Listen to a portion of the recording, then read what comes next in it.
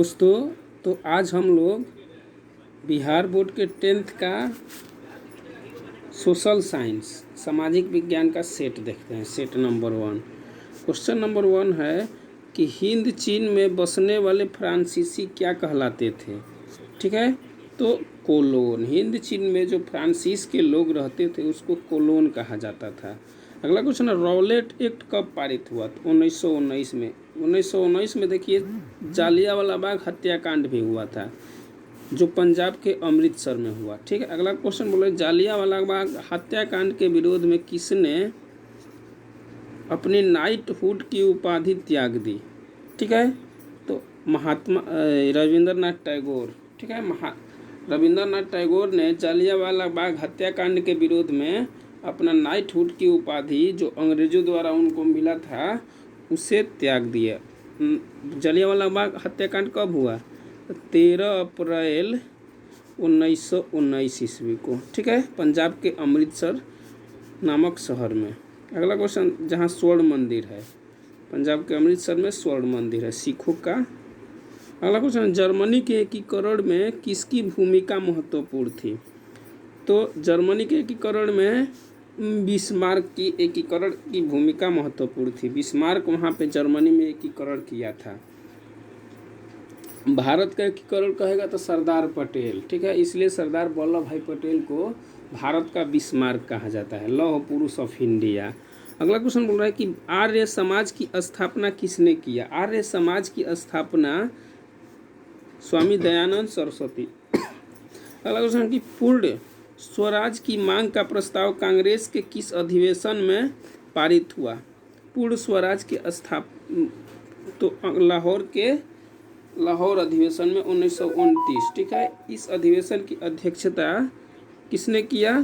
तो पंडित जवाहरलाल नेहरू लाहौर में रावी नदी के किनारे सबसे पहले तिरंगा झंडा फहराकर स्वतंत्रता का जश्न मनाया गया। अगला क्वेश्चन है कि भारत में सूती वस्त्र के प्रथम मिल कहाँ खोली गई? भारत में सूती वस्त्र का प्रथम मिल कहाँ खोली गई?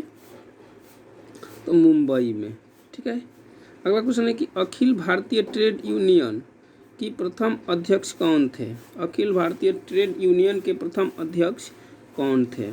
तो लाला लाजपत राय, BN सर। अगला क्वेश्चन देखते हैं कि हिंद चीन के क्षेत्र में अंतिम युद्ध की समाप्ति के समय अमेरिका के राष्ट्रपति कौन थे? अंतिम युद्ध के समाप्ति के समय अमेरिका के राष्ट्रपति कौन थे? तो निक्सन। अमेरिका के प्रथम राष्ट्रपति पूछेगा तो आप लोग 9th क्लास में पढ़े होंगे। अमेरिका के प्रथम राष्ट्रपति थे, अमेरिका की राजधानी उन्हीं के नाम पर पड़ा है। कमेंट करके बताइए। हाँ, जॉर्ज वाशिंगटन। चलिए बता देते हैं। अगला क्वेश्चन देखते हैं कि विक्टर एमेनुअल ने किसे प्रधानमंत्री नियुक्त किया? विक्टर इमैनुअल किसे प्रधानमंत्री नियुक्त किया? तो काउंट काबूर को। अगला क्वेश्चन है कि रक्त एवं लौह की नीति का अवलंबन किसने किया? रक्त एवं लौह की नीति का अवलंबन किसने किया? बिस्मार्क। नई आर्थिक नीति कब लागू हुआ? नई आर्थिक नीति कब लागू हुआ? 1921 में। 1921 में नई आर्थिक नीति लागू हुआ। अगला क्वेश्चन बोल रहा है कि इंडियन स्टैट्यूटरी कमिश्नर का अन्य नाम क्या है? तो Simon commission. Indian statutory commission का अन्य नाम साइमन कमीशन। ठीक है, साइमन कमीशन भारत आया था तो इसके विरोध में लोगों ने साइमन कमीशन वापस जाओ का नारा लगाया था। ठीक है, अगला क्वेश्चन बोल रहा है 14 नंबर की महात्मा गांधी ने किस समाचार पत्र का संपादन किया?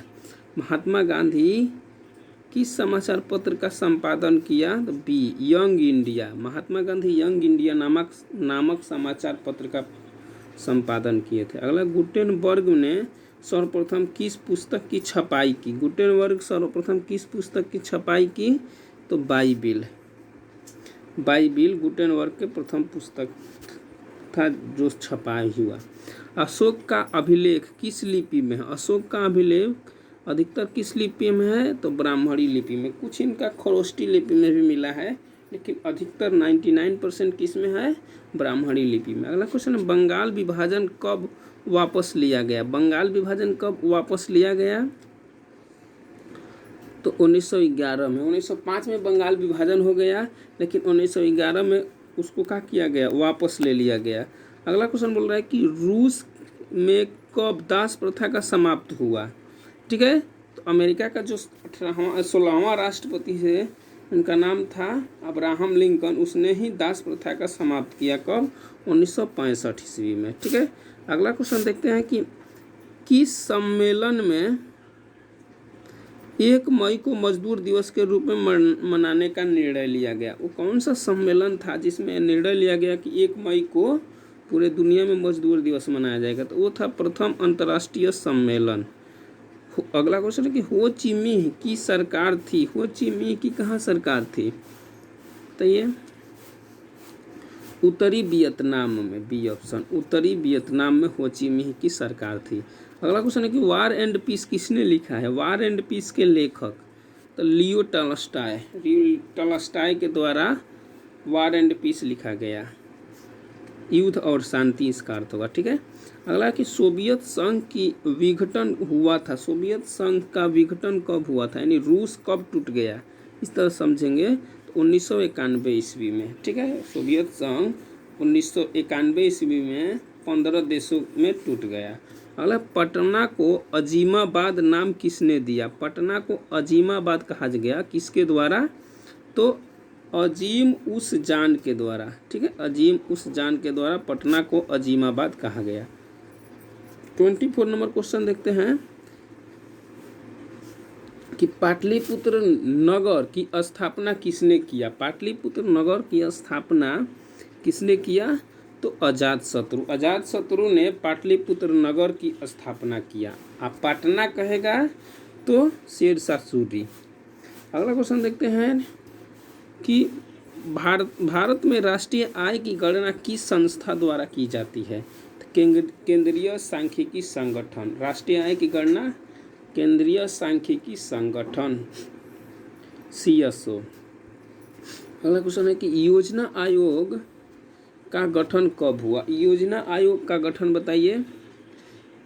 तो 15 मार्च 1950 को। योजना आयोग के जगह पे मोदी जी जब प्रधानमंत्री बने 2014 में, तो 1 जनवरी 2015 को नीति आयोग बना दिए। ठीक है, नीति आयोग योजना आयोग के जगह पे। इसका अध्यक्ष योजना आयोग कहिए या नीति आयोग कहिए, इसका अध्यक्ष होता है खुद प्रधानमंत्री। अगला क्वेश्चन है कि उत्पादन के साधनों पर निजी व्यक्ति का स्वामित्व होता है। उत्पादन के साधनों पर निजी व्यक्तियों का स्वामित्व होता है, इसे बोलते हैं पूंजीवादी अर्थव्यवस्था में। ठीक है, समाजवादी अर्थव्यवस्था का मतलब समाज का अधिकार हो, स्वामित्व हो, तो उसे समाजवादी अर्थव्यवस्था बोलेंगे। जहाँ दोनों का हो उसे बोलेंगे मिश्रित अर्थव्यवस्था। जैसे भारत में मिश्रित अर्थव्यवस्था है। अगला क्वेश्चन है कि गैस और बिजली उत्पादन किस क्षेत्र का अंग है? गैस और बिजली उत्पादन किस क्षेत्र का अंग है? तो द्वितीय क्षेत्र का अंग है। बांग्लादेश की मुद्रा क्या है? बांग्लादेश की मुद्रा क्या है? टक्का। बांग्लादेश की राजधानी ढाका और वहाँ का मुद्रा का नाम टक्का। अगला क्वेश्चन है कि प्रोफेसर यूनुस का संबंध किस देश से है? तो पाकिस्तान से। ठीक है, अरे बांग्लादेश से भाई, पाकिस्तान से बोल रहे हैं, बांग्लादेश से। जो बांग्लादेश में पहले पाकिस्तान था। अगला क्वेश्चन है कि प्राथमिक कृषि साख समिति कृषकों को किस प्रकार का ऋण प्रदान करती है?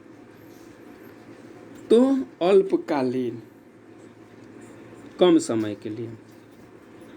अगला क्वेश्चन है कि जवाहर रोजगार 32 क्वेश्चन, जवाहर रोजगार योजना किस वर्ष प्रारंभ हुआ? जवाहर रोजगार योजना बताइए किस वर्ष प्रारंभ हुआ? तो 1989 ईस्वी में।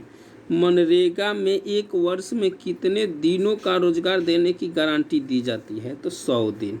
ठीक है, मनरेगा में ग्रामीण कृषकों को, ग्रामीण कृषक मजदूरों को साल में 100 दिन का रोजगार देने की गारंटी है, ये सरकार देती है। ठीक है, जब फसल नहीं होता है तो गांव के कृषक मजदूरों के पास कुछ भी काम नहीं रहता है। इसको देखते हुए सरकार मनरेगा नामक एक रोजगार कार्यक्रम चलाया। अगला क्वेश्चन है कि उपभोक्ता संरक्षण के लिए कितने राज्य आयोग हैं? उपभोक्ता संरक्षण के लिए बताइए। 35। अगला क्वेश्चन है प्रोफेसर पीसी महालनोबिस की अध्यक्षता में किस समिति का गठन किया गया? तो राष्ट्रीय आय समिति। प्रोफेसर पीसी महालनोबिस की अध्यक्षता में राष्ट्रीय आय समिति का गठन किया गया।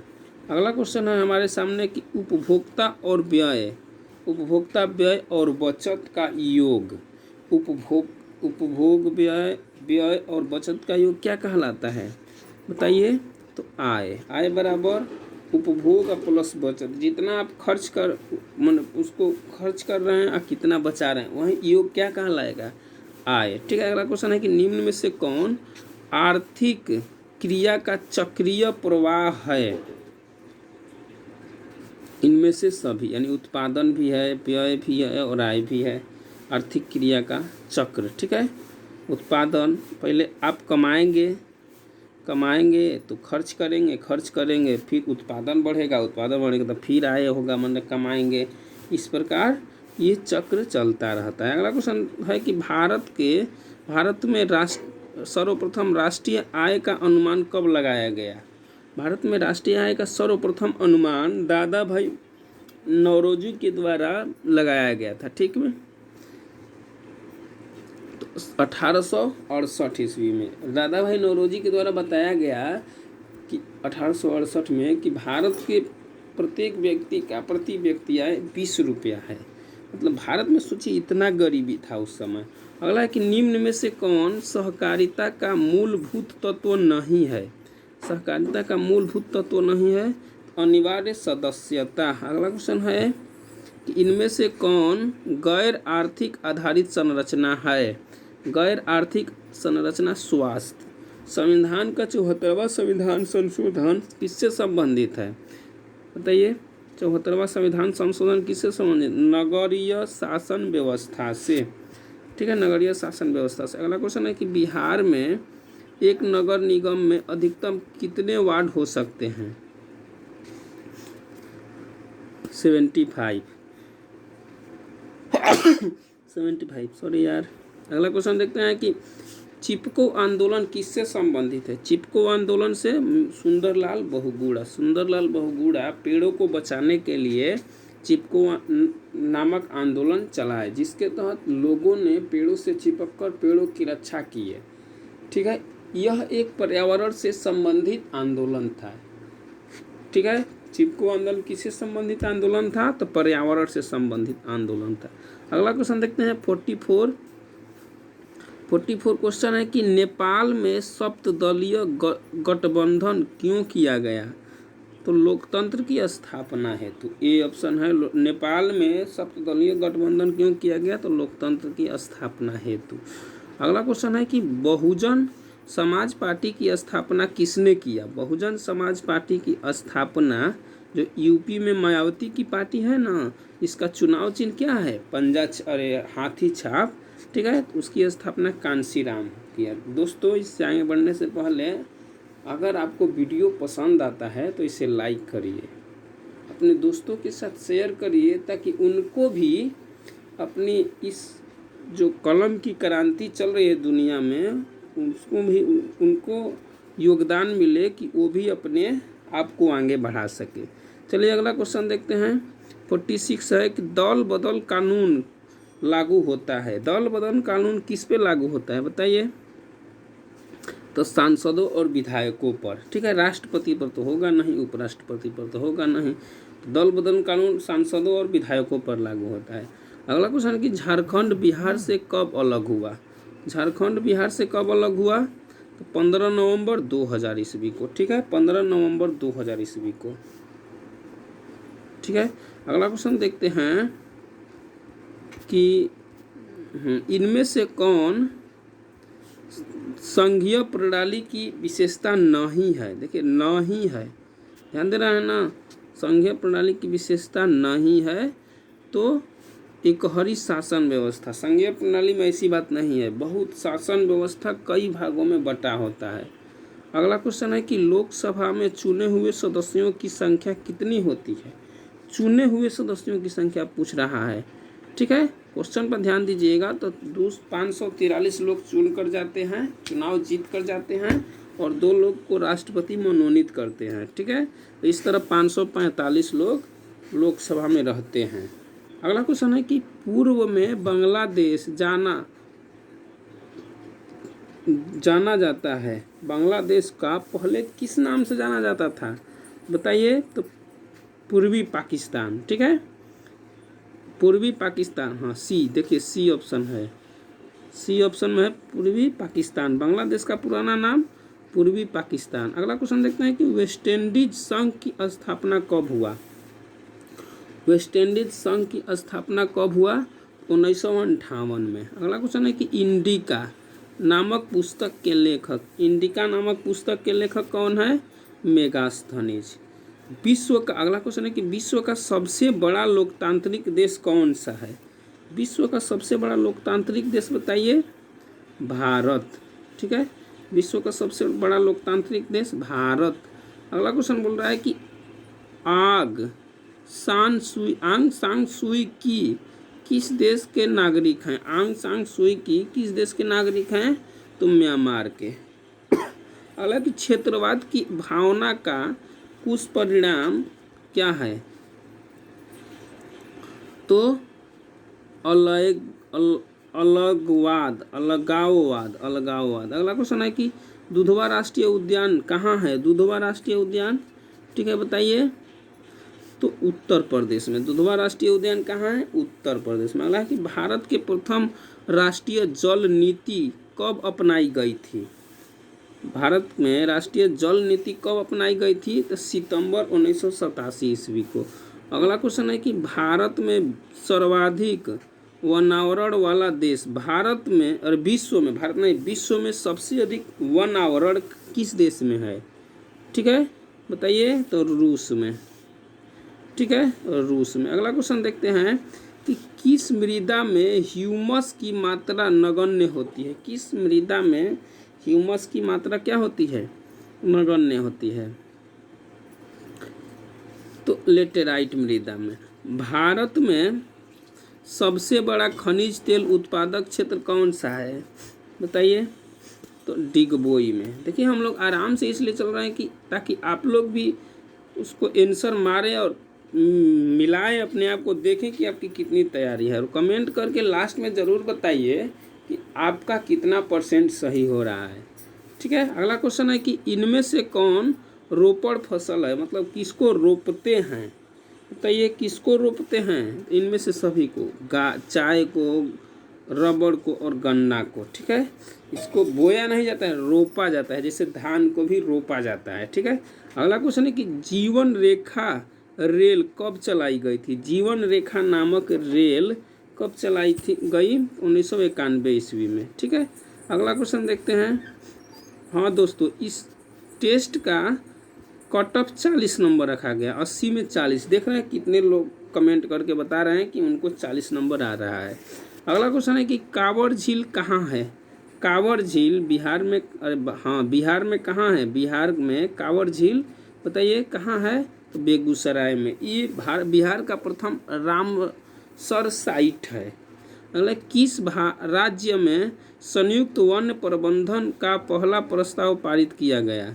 संयुक्त वन प्रबंधन का पहला प्रस्ताव तो उड़ीसा में। अगला क्वेश्चन देखते हैं कि इनमें से कौन अकार्बनिक खनिज है? अकार्बनिक, जो अकार्बनिक, बताइए कौन अकार्बनिक है? तो अभ्रक। ठीक है, अगला है कि भारत में किस राज्य में सर्वाधिक मैंग्रोव वन है? किस राज्य में सर्वाधिक मैंग्रोव वन है? पश्चिम बंगाल में। कौन सब कोयला घटिया किस्म का है?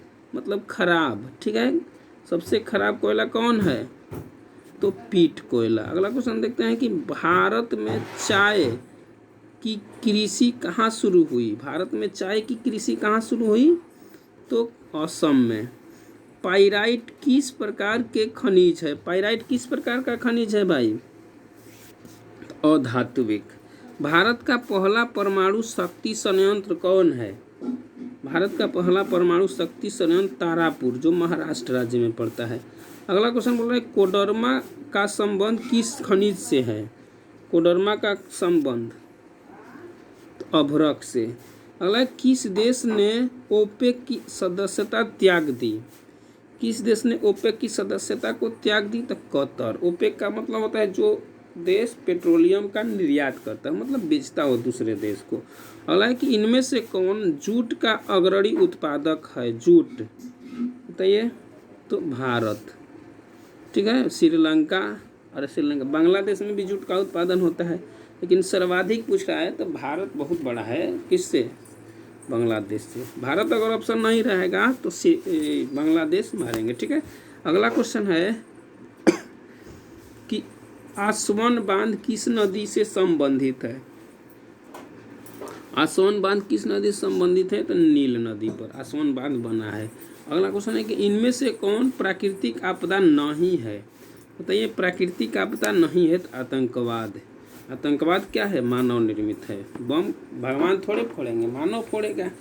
अगला क्वेश्चन है कि विनाशकारी भूकंप से बिहार किस वर्ष प्रभावित हुआ? भयंकर भूकंप आया था बिहार में, बताइए कब? तो 1934 ईस्वी में। अगला क्वेश्चन है कि बाढ़ के समय कौन स्थान सुरक्षित है? बाढ़ के समय आप कहाँ जाना चाहेंगे कि आप सुरक्षित रहेंगे? बताइए। ऊंची भूमि पर।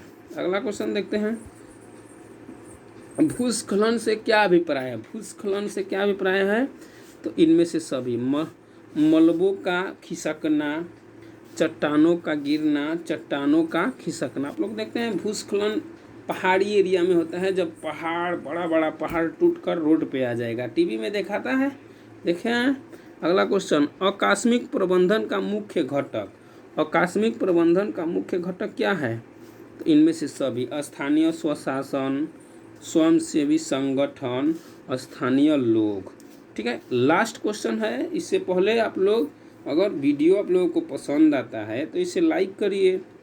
ठीक है, चैनल को सब्सक्राइब करिए ताकि आगामी वीडियो सबसे पहले आपको मिले, और दोस्तों के साथ शेयर करिए। चलिए लास्ट क्वेश्चन देखते हैं कि भूकंप संभावित क्षेत्रों में भवनों की आकृति कैसी होनी चाहिए?